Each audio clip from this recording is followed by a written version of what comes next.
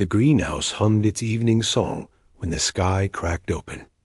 Daven Frost stood among his tomato vines, pruning shears forgotten in his calloused hand as fire painted the clouds in shades that had no business existing outside a fever dream.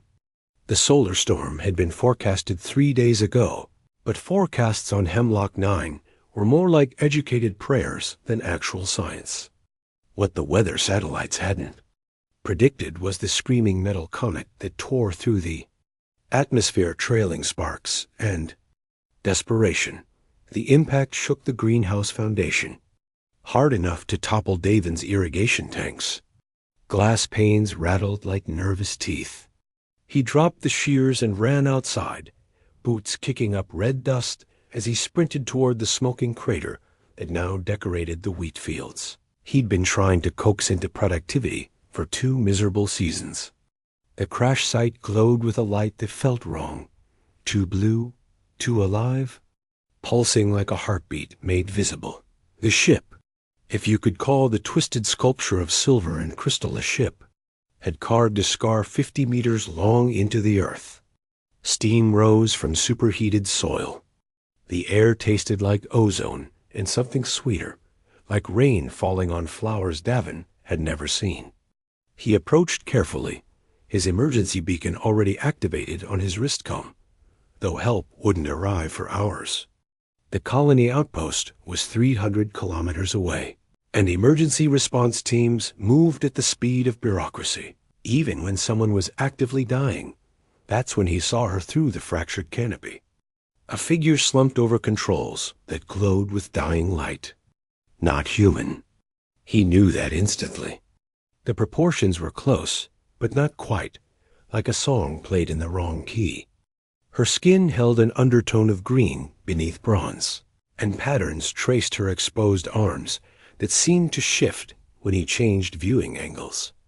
Her hair, if it was hair, cascaded in shades of deep violet and silver, moving slightly despite the lack of wind, as if each strand possessed its own subtle life.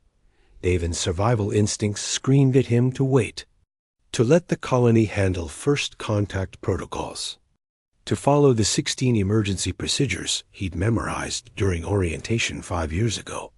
His humanity ignored every single warning. The ship's hull was heating up, temperature gauges on the external panels climbing into dangerous territory. He had maybe 4 minutes before the power core decided to have opinions about containment. He grabbed a pry bar from his utility belt and wedged it into the canopy seam. The metal resisted, then surrendered with a hiss that released air perfumed with growing things. The unconscious pilot, she couldn't be more than 25 in whatever years her species counted, wore a suit that looked grown rather than manufactured, all flowing lines and organic curves that seemed to breathe with her. A cut above her temple wept fluid that shimmered gold in the strange light. Daven reached in and released her harness with shaking fingers. She was lighter than she looked, or maybe adrenaline made him stronger. He lifted her clear of the wreckage and carried her away from the dying ship, her head lolling against his shoulder. 30 meters, 40, 50. The explosion came at 60 meters. A concussive blast that threw them both forward into a roll that Daven turned into a protective curl around his unexpected guest. When the ringing in his ears subsided, he looked down at her face. Her eyes opened, and Daven forgot how to breathe properly. They were the color of spring leaves backlit by morning sun, with pupils that contracted into elegant slits before dilating into surprised circles. She stared at him with an expression that cycled through confusion, fear, and something else he couldn't name but felt in his chest like a chord struck on an instrument he didn't know he possessed. She spoke. Sounds that flowed like water over stones, musical and incomprehensible. Her hand lifted to touch his face, fingers trembling, and where her palm made contact with his cheek, Daven felt warmth bloom outward like he'd stepped into summer after a lifetime of winter. The sensation carried meaning somehow, bypassed language entirely, and delivered understanding directly into his awareness. Gratitude, confusion, pain, hope. Her hand dropped. Strength failing, and her eyes rolled back. Unconscious again, but breathing. Definitely breathing. Daven gathered her carefully and stood, his legs deciding they remembered how to work. The greenhouse beckoned, his sanctuary suddenly feeling inadequate for hosting whatever diplomatic incident he'd just adopted. But it was shelter, it was warm, and it contained the only thing on this dusty rock that Daven truly understood: plants. He kicked open the greenhouse door and carried her to his cot in the small living quarters he'd built into the southern corner. The space smelled like soil and hope, fertilizer and coffee, the scent of a man who'd chosen isolation over the colony's crowded habitation domes. He laid her on the bed and grabbed his emergency medical kit, the one designed for human physiology and probably useless for whatever biology she represented. Her suit had sealed the cut on her temple, the material flowing like liquid to cover the wound. Daven watched in fascination as the fabric seemed to be administering its own first aid, tiny filaments moving beneath the surface. He checked her pulse, or what he hoped was her pulse. At her wrist, steady, strong. Her skin felt warm but not feverish. And those patterns he'd noticed earlier glowed softly now, pulsing in time with her heartbeat. Daven stepped back and ran both hands through his hair, leaving it standing in dark spikes. His comm unit beeped, the colony finally responding to his beacon. He glanced at the message scrolling across the small screen. Emergency team dispatched. Eta 4 hours. Report casualty status. He looked at the unconscious alien woman on his bed, at the destroyed ship still smoking in his wheat field, at his entire simple life, now complicated beyond recognition. He typed back a response. One survivor. Critical but stable. Await your arrival. Then he muted the comm before they could ask the questions he wasn't ready to answer. Like what species? Like whether she was hostile? Like whether he should have left her in the ship instead of risking colony security for a stranger who might represent anything from an invasion force to a lost tourist? Daven pulled up a chair and sat watch. Outside, Hemlock 9's twin moons rose to paint the landscape in shades of silver and amber. Inside his greenhouse, surrounded by earth plants, trying to make peace with alien soil, a man kept vigil over a woman who'd fallen from the stars into his wheat field, and somehow, impossibly, into the careful borders of his heart. Her breathing deepened into something that looked like actual sleep. The glowing patterns on her skin brightened slightly, then dimmed, establishing a gentle rhythm. Daven found himself matching his breaths to that rhythm without conscious decision. And as he did, the plants around them seemed to lean closer, leaves turning toward her like she was the sun they'd been waiting for all along. Morning arrived on Hemlock 9 the way it always did, with reluctant light filtering through red dust suspended in the atmosphere. Daven woke slumped in his chair, neck protesting the angle he'd maintained for 6 hours. The alien woman still slept on his cot, but something had changed overnight. The greenhouse had transformed around her. Every plant in the structure had reoriented itself toward the bed. Tomato vines stretched across their trellises at impossible angles. The struggling wheat stalks he'd been nursing stood straighter, their heads full and golden despite being weeks from harvest maturity. His herb garden had exploded into bloom, filling the air with scents so potent his eyes watered. Even the stubborn terraform roses he'd planted as an experiment 2 years ago had unfurled petals of deep crimson. Their first blooms since he'd put them in the ground. Daven stood slowly, his medical training from his previous life as a colony paramedic kicking in. He checked her vitals again, stronger. The wound on her temple had sealed completely, leaving only a faint silver line. Her breathing was deep and even. The bioluminescent patterns on her skin pulsed with warm light, brighter now, healthier. He noticed something else, too. Where her hand rested on the bedsheet, Tiny green shoots had pushed through the fabric, seeking her touch. Her eyes opened as he leaned closer. Those incredible green eyes, alert now, focused. She sat up quickly, too quickly, and swayed. Daven caught her shoulders, steadying her. She looked at his hands on her arms, then at his face, and something in her expression softened. She spoke again, that liquid musical language, and when he shook his head helplessly, she reached up and touched 2 fingers to his temple. The sensation was like diving into warm water. Images flooded his mind, not words but concepts, feelings, understanding transferred through contact. Her name was Seela. She was a botanist, a plant empath from the Viridian Collective. Her research vessel had been caught in the solar storm while she studied how Earth flora adapted to alien soil. The crash was an accident. She meant no harm. She was alone. She was grateful. She was scared. When she broke contact, Daven staggered backward, his head spinning from the intimacy of it. He pressed his palm to his own temple and concentrated, trying to send back his own introduction. Daven, human, greenhouse keeper. You're safe here. He didn't know if it worked until she smiled, an expression that made his heart do something complicated and entirely inadvisable. She stood, steadier now, and walked to the nearest tomato plant. When she touched the vine, it practically sang. Leaves, unfurling, fruit swelling. She closed her eyes, and Daven watched in wonder as color spread from her fingertips through the entire plant, turning it from struggling survivor into thriving monument to botanical perfection. She opened her eyes and looked at him with an expression that asked a question he didn't need translation to understand. May I? Daven nodded and gestured to the greenhouse. She moved through his life's work like a dancer learning a new routine, touching plants he'd been coaxing toward survival, and everywhere her fingers landed, life exploded. His struggling crops transformed into abundance. The terraform roses multiplied their blooms.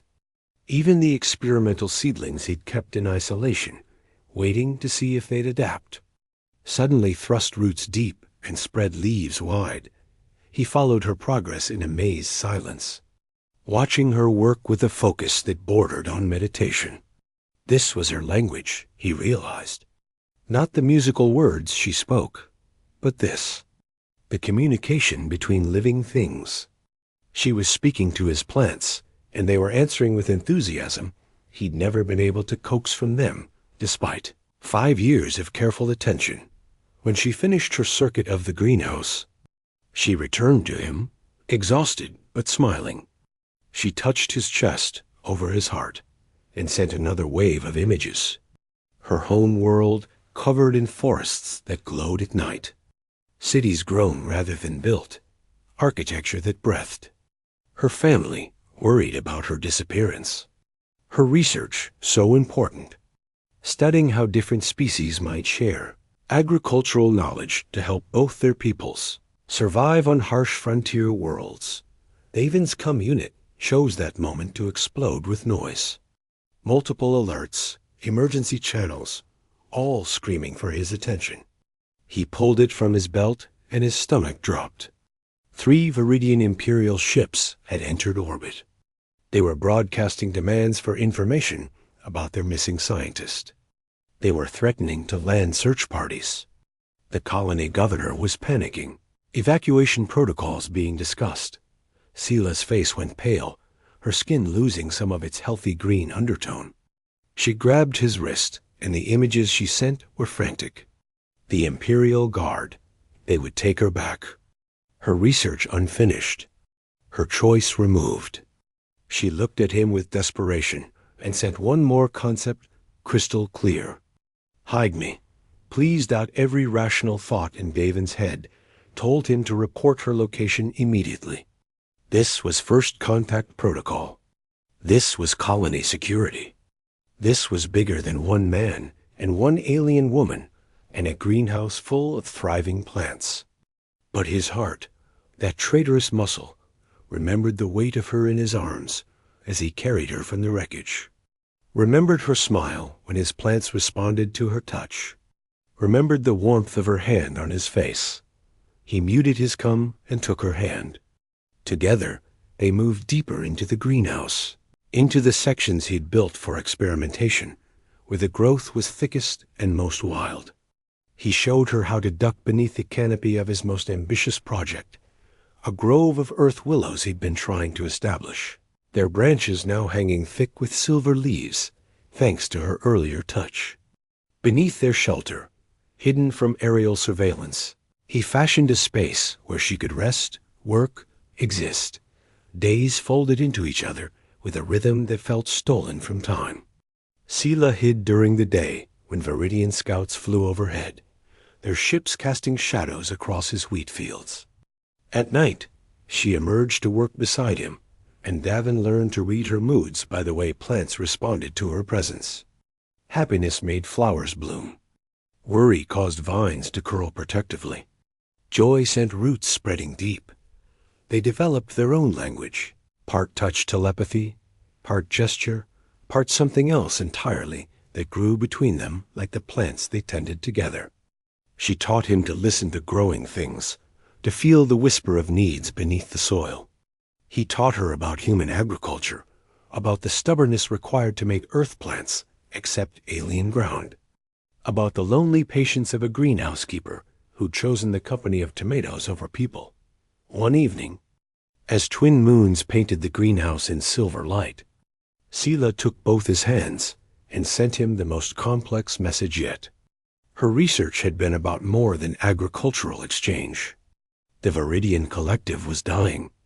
Their home-world soil had been depleted by centuries of use. They needed new techniques, new approaches, new hope. She had discovered something in the way earth plants and human care combined. Something about the relationship between tender and tended. Something that could save her people.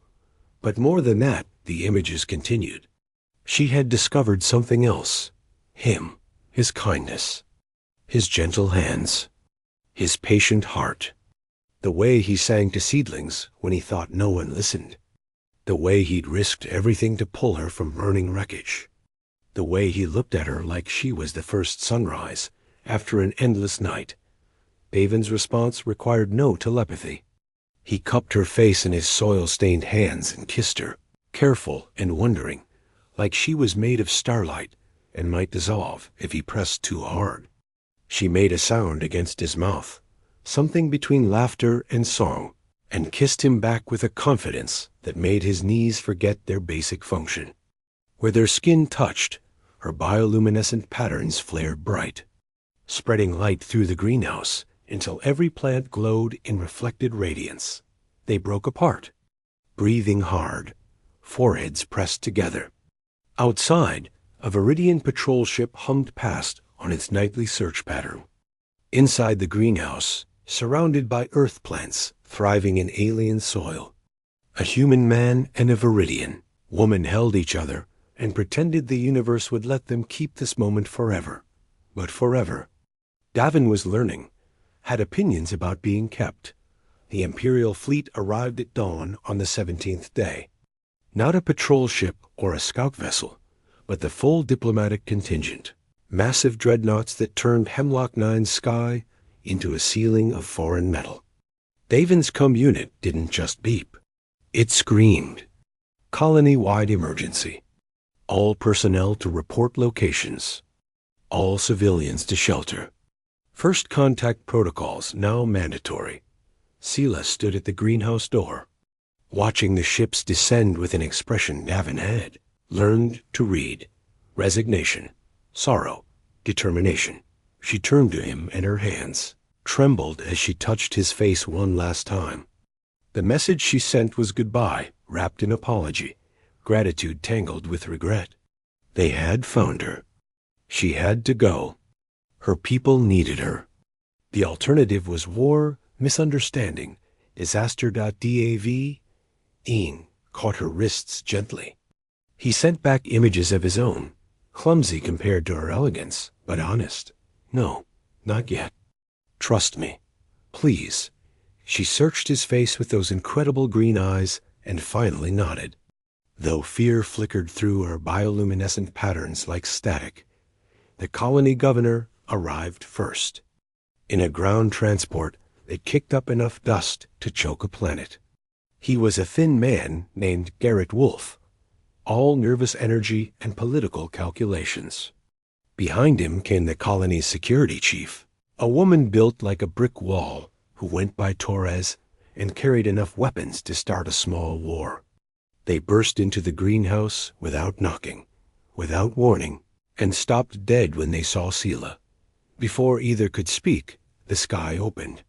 A Viridian shuttle descended on columns of light that made the greenhouse glass sing with harmonic vibrations. It landed in Daven's wheat field, right where Seela's ship had crashed weeks ago, and from it emerged beings that made Seela look almost human by comparison. Tall, elegant, their skin marked with patterns that glowed like constellations. Warriors in armor that seemed grown from living crystal. Diplomats in robes that shifted colors with their moods. And at the center, the Viridian commander. Tall even among his kind, his markings silver and gold, his bearing heavy with authority that made Governor Wolfe look like a child playing dress-up. He spoke in that musical language, sounds that felt like they should have meaning, but danced just beyond Daven's comprehension. Seela stepped forward and answered, her voice steady despite the fear Daven could feel radiating from her. The conversation was brief, sharp, conducted in tones that needed no translation. The commander was angry. Seela was defensive. Back and forth, rising in intensity until the commander raised one hand and the air itself seemed to freeze. He switched to heavily accented but functional English. His gaze fixed on Daven with an intensity that felt like being examined under a microscope made of judgment. You are the human who harbored our missing scientist. This was not a question. This was accusation, wearing the mask of statement. You violated first contact protocols. You hid her from legitimate search efforts. You have created an incident that could shatter relations between our peoples before they properly begin. Daven stepped forward, placing himself between Seela and the commander's anger. His voice came out steadier than he felt. I saved her life. I gave her shelter. I treated her with respect and kindness. If that's a violation of protocol, then your protocols value bureaucracy over compassion. The greenhouse fell into silence, so complete Daven could hear his own heartbeat. Governor Wolfe made a strangled sound. Torres' hand moved toward her sidearm. The Viridian warriors shifted, ready to become violence if their commander gave the word. The commander studied Daven for a long moment, his expression unreadable. Then he did something unexpected. He laughed. The sound was musical, genuine, filling the greenhouse with something that felt like relief. He switched back to his own language, speaking to Seela, and whatever he said made her patterns flare with surprise. She turned to Daven, took his hand, and sent images that made his breath catch. The commander was not just military. He was her father. He had come not just for retrieval, but for understanding. He wanted to see what had kept his daughter hidden, what had made her risk everything to stay. He wanted to know what she had discovered that was worth defying Imperial orders. Seela walked her father through the greenhouse, showing him what she and Daven had built together. The earth plants thriving in ways that should have been impossible. The hybrid techniques they'd developed, combining her empathic abilities with his patient human care. The breakthrough she'd made in understanding how two species might share knowledge, resources, hope. She showed him more. The notes they'd compiled, half in her language, half in his, a bridge built from botanical diagrams and careful observation. The experiments they'd planned, ways to help both their peoples feed growing populations on hostile worlds. The future they'd imagined, not as separate species competing for resources, but as partners learning from each other's strengths. And then, with her hand tight in Daven's, she showed him the rest. The way human kindness had saved her life. The way gentle hands and patient hearts had made her feel safe. The way love had grown between them, like the plants they tended, slowly at first, then all at once, undeniable as spring. The commander listened, watched, and when Seela finished, he turned to Daven. When he spoke in English again, his voice carried less anger and more curiosity. My daughter believes you are important to her research. She believes your methods, your approach to cultivation, could help save my people. He paused, and something almost like a smile crossed his face. She also believes you are important to her heart. That is harder to quantify, but perhaps equally valuable. He gestured, and his warriors stood down. He spoke to Governor Wolf, and colony officials began recording everything with the fervor of people who realized they were present for history. The commander proposed an arrangement. Seela would complete her research here on Hemlock 9 with full Imperial and colony approval. The greenhouse would become an embassy of sorts, a place where two species learned to grow things together.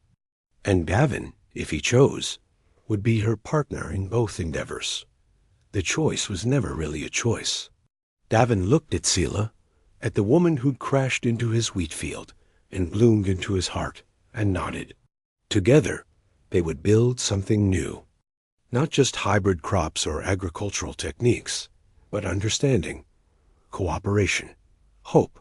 Months became seasons. The greenhouse expanded, grew, transformed into something neither fully human nor fully Viridian, but beautifully both. Scientists from both species came to study, learn, marvel at what patient hands and empathic hearts could create together. The techniques Seela and Daven developed spread across frontier worlds, helping both peoples establish themselves on harsh planets that had resisted taming. But more than that, they became a symbol. The human greenhouse keeper and the Viridian botanist who found each other in a crash landing and chose to build rather than retreat. Their story spread through both cultures, told and retold, embellished and celebrated. The greenhouse on Hemlock 9 became a destination, a pilgrimage site for those who believed different species could find common ground on quiet evenings when the work was done and the twin moons rose over fields that now fed thousands. Daven and Seela would stand together among the plants they'd nurtured, her hand in his, her patterns glowing soft in the twilight. Around them, earth flowers and Viridian blossoms grew intertwined, roots deep in alien soil that had learned to nourish both. She would touch his face and send images of future spreading. Before them, like branches, all the possibilities they would grow together. He would kiss her and whisper words she'd learned to understand without translation, promises wrapped in tenderness. And the plants, those patient witnesses, would lean close as if listening to vows spoken in the language that transcends all barriers. The language of things that grow.